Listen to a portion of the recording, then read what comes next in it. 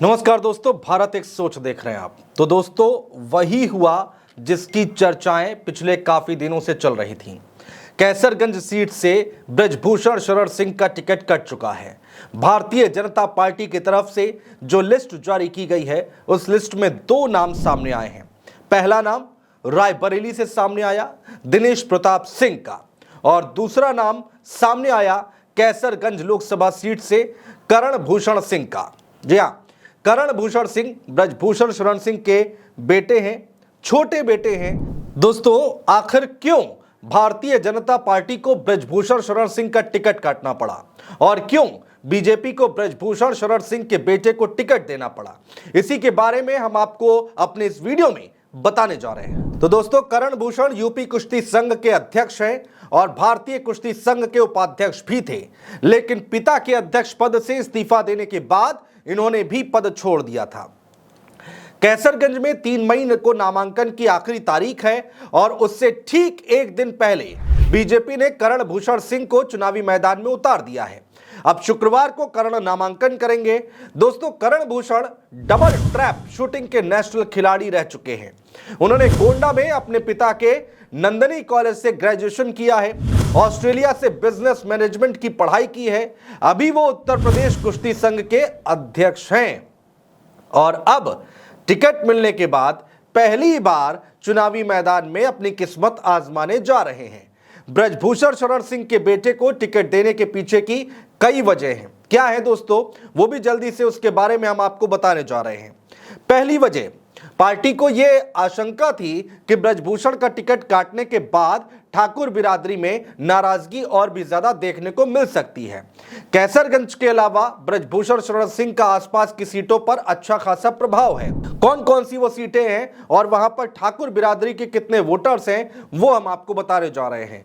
अगर यहां पर करण भूषण सिंह को टिकट ना दिया जाता और ब्रजभूषण शरण सिंह का टिकट काट दिया जाता तो इन सीटों पर बहुत फर्क पड़ता हुआ दिखाई देता और ठाकुर बिरादरी में एक अलग मैसेज जाता, जिसकी काट निकाली है यहां पर भारतीय जनता पार्टी ने।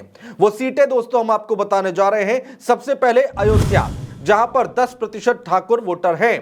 कैसरगंज सीट, जहां पर 10% ठाकुर वोटर्स हैं। श्रावस्ती, जहां पर 8% ठाकुर वोटर हैं। संत कबीर नगर 14% ठाकुर वोटर हैं। गोंडा सीट की बात करें दोस्तों तो यहां पर 17% ठाकुर वोटर हैं और बहराइच, यहां पर सबसे ज्यादा 18% ठाकुर वोटर्स हैं। इसके इतर दोस्तों, उत्तर प्रदेश में ठाकुर समुदाय से करीब 6 से 7% वोटर्स हैं और ब्रजभूषण की छवि बड़े ठाकुर नेता की है। ऐसे में यहां पर भारतीय जनता पार्टी ने अपना यह दांव चला है।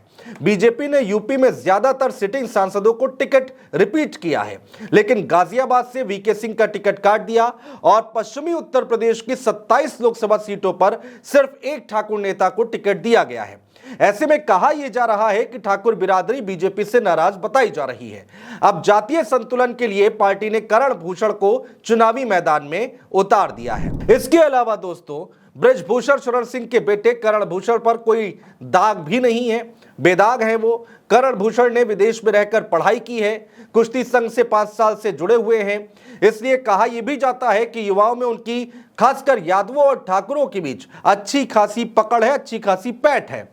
गोंडा, बहराइच में ब्रजभूषण शरण सिंह के तकरीबन 50 स्कूल कॉलेज हैं और करण भूषण की युवाओं में अच्छी पकड़ है।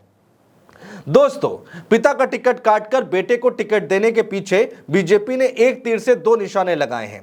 पहला ये कि ब्रजभूषण शरण सिंह के ऊपर चूंकि आरोप है तो उनका टिकट काट दिया गया, और दूसरा ये कि उनके बेटे को टिकट देकर ठाकुर समाज में एक संदेश भी देने की कोशिश की है।